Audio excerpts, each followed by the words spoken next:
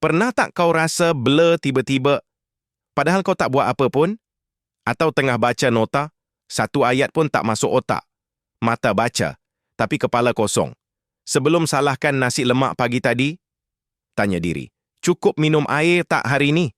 Sebab kajian tunjuk, otak manusia perlukan air untuk berfungsi dengan optimum. Dan kekurangan air, walaupun sikit, boleh turunkan prestasi memori dan fokus sampai 20%. 20% tu bukan sikit, bro. Kalau markah SPM turun 20%, confirm tukar course. Air ni bukan sekadar hilangkan dahaga.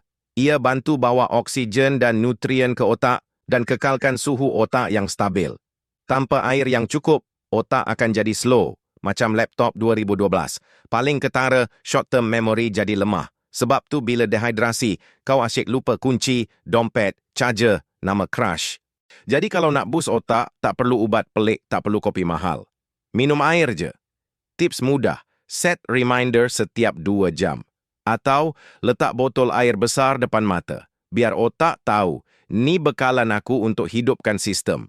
Dan jangan tunggu haus, sebab bila rasa haus, otak kau dah mula menjerit dari dalam.